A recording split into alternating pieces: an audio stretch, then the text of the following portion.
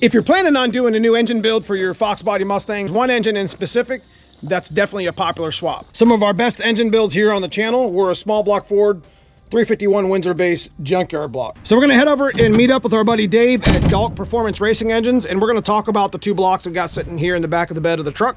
And we're gonna add a third one to the mix that you don't even know about yet.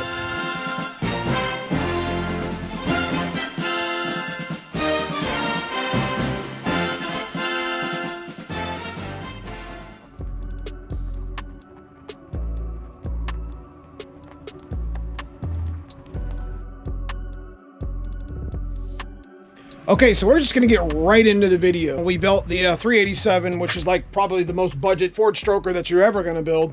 It took a little bit of machine work to get it done, but it's a pretty badass little build. And we built that engine with an old Junkyard production 351 Windsor. I mean, it's got a really good standard bore, but I mean, you get what you pay for. Plus, you remember, we took this one apart. It had thrown a rod in number, what is that, 5-cylinder? Two 351 Windsors we pulled out of the Junkyard. We only paid like 250 bucks for the block fully assembled. But you're never gonna believe what I picked up Marketplace for 750 bucks.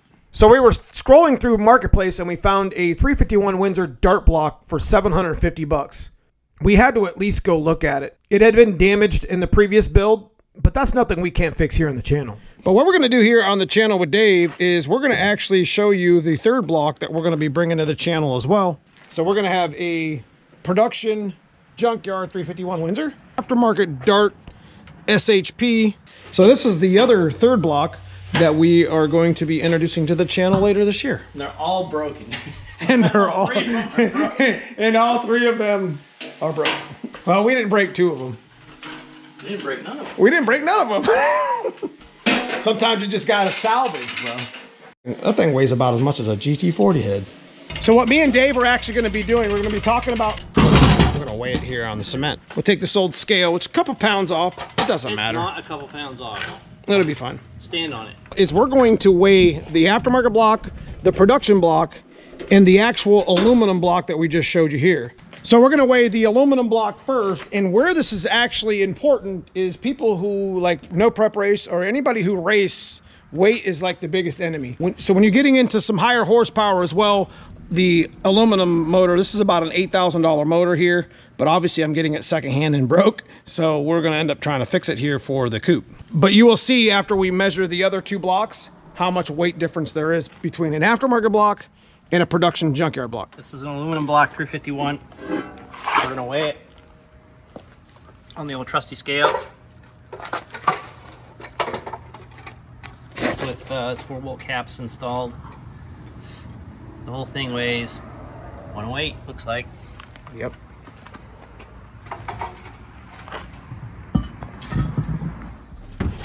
All right, so the next one we're gonna throw here on the jack is the production block, and we'll weigh it.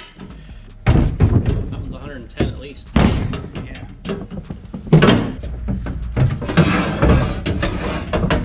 And for those that don't know, this is an F4TE roller block that we pulled out of a 94. You can see the embossments for the roller, but they'll pretty much be the same as the other ones. Here's our production block. See if I can even lift it without hurting myself. No, it's nothing.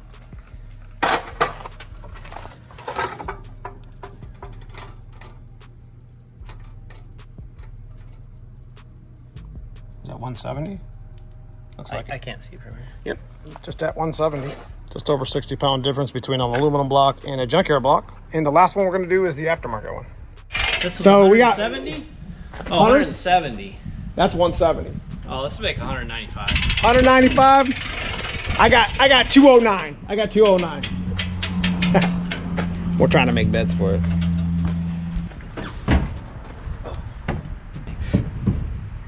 It just seems like it's heavier than it actually is.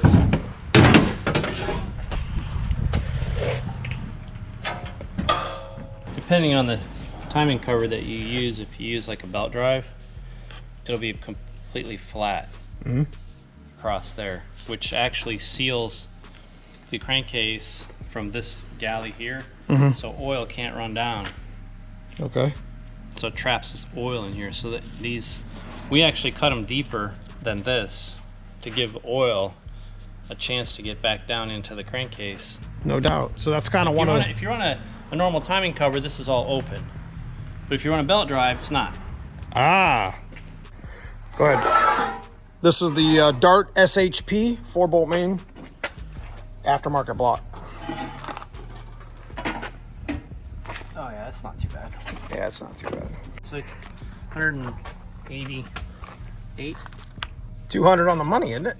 Well, it seems to settle mostly at 200.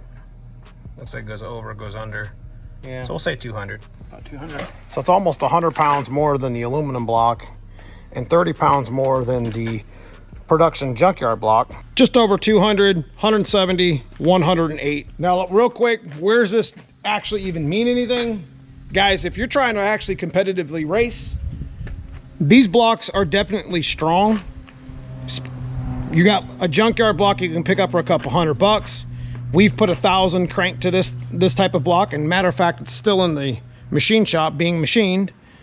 This block right here, I've seen 1,500 plus put to it, and I've actually watched this block here run about 2,000 plus because I knew the owner of the aluminum block before me. But price tag wise, you're looking at a couple $100 at the Junkyard.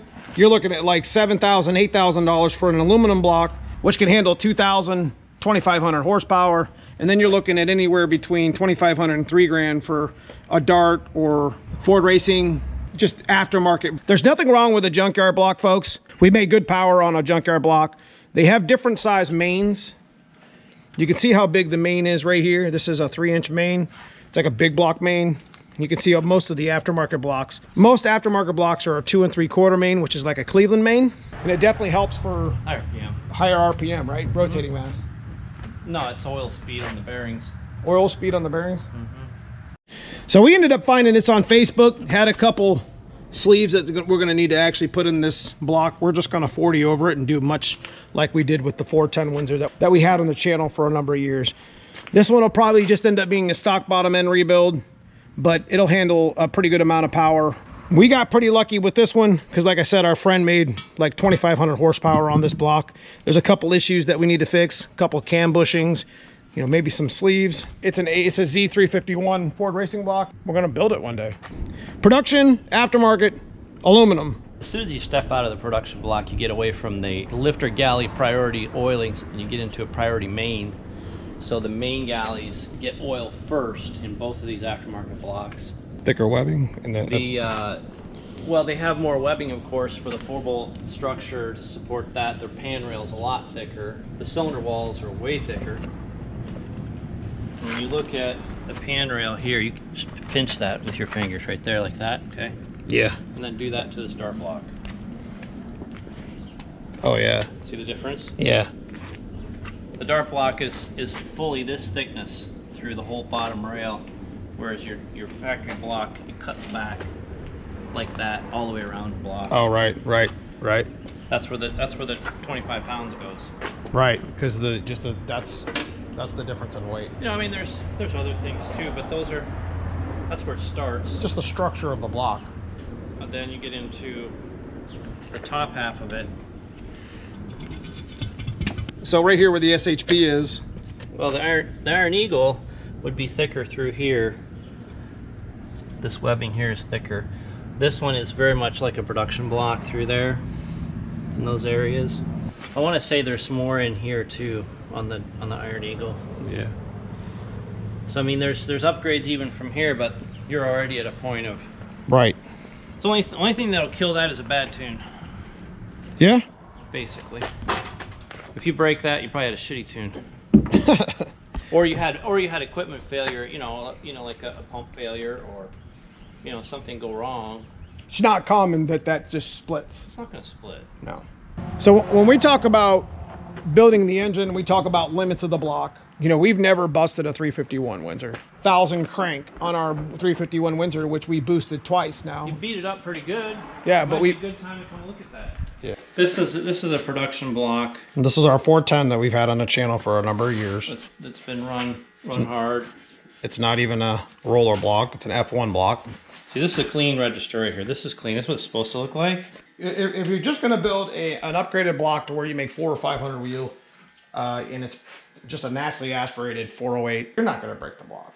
Something else would have to fail to break the block. When you start getting into 1,000 horsepower, so probably start thinking about that aftermarket block, the Dart one that you see out there, the Iron Eagles, the Ford Racings. I'm not going to mention a specific brand. And then the aluminum one, just something we happened to stumble across, and this is what actually brought us to this video. It's because we had all 3 of those blocks in different families. To see exactly what they weigh. I mean, you see it advertised, and it's pretty close advertised. I think we did the 351 Windsor video, and it was 171. And I was curious to see how much less the aluminum was. That's 100 pounds. That's when you start talking about racing, that's nose weight. That's just weight. Sprung. It's just dead weight. Dead weight. Just dead weight. Straight off the nose. Boat anchor weight. It's boat anchor weight. Bring that nose up and get on down the track. So anyways, I hope you guys enjoyed the video. We showed you how much they weigh. We got a chance to compare 3 351 Windsors that you normally wouldn't see stacked next to each other, would you? The significance of having the less weight or the more weight, you get more strength. There's nothing wrong with the production block. If that's where your budget's at, go ahead and stick with it. It's gonna probably last you as much as you need it to do. But the next level after that would be your aftermarket. All right, guys, that's pretty much all I got for you. If you guys enjoy this sort of content, leave me a comment below. Check out that join button, become a member of the channel, get exclusive content on the channel. Appreciate everybody for watching. Big thanks to Dave Dalk here at Dalk Performance Racing Engines. We will see you soon in the next video.